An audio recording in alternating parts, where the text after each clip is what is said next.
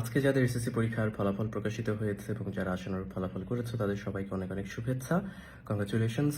অনেক বড় একটি পাবলিক পরীক্ষা, তাই ধরে নেওয়া হয় সব পরীক্ষার মতো এখানেও সবার আশানুরূপ ফলাফল হবে না।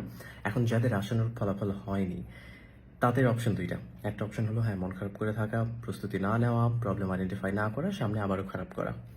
সেকেন্ড, প্রবলেমগুলো আইডেন্টিফাই করে বা মনে করছে যেগুলো প্রবলেম সেগুলোতে কাজ করা, সেগুলোতে স্ট্রং হওয়া, সামনে সেগুলোতে ভালো করা। এসএসসি পরীক্ষা একদম বলবো না যে ইম্পর্টেন্ট না সেটাও না, আবার জীবন পরিবর্তনকারী এরকম কোনো পরীক্ষাও না, রাইট? তো এখন ডেফিনেটলি মন খারাপ করে থাকে, দ্যাটস নট অ্যান অপশন। এবং এই ক্ষেত্রে শিক্ষক শিক্ষিকা, টিচার, অভিভাবক বা প্যারেন্টস যারা আছে তাদের তো বিশাল ভূমিকা আছে। আমরা জানি যে জীবনে যারা আমরা আগে আগে এসএসসি এগুলো পাস করে এসেছি, এরকম না যে আমরা সব জেনে এসেছি, যেহেতু কয়েক বছর আগে পাস করে এসেছি, আমরা জানি যে আজীবনই পরীক্ষা থাকবেই। পরীক্ষা তো ডেফিনেটলি ইম্পর্টেন্ট, বাট লাইফে এরকম কোনো পরীক্ষাই নাই যে যেটাতে ভালো না করলে, যেটাতে ফেল করলে জীবন নষ্ট হয়ে যাবে।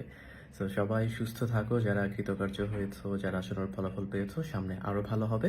আর আমরা সবাই মিলে প্রবলেমগুলো আইডেন্টিফাই করি, সেগুলো সলভ করার চেষ্টা করি। Alright, so thank you very much and see the next day. Take care, bye by.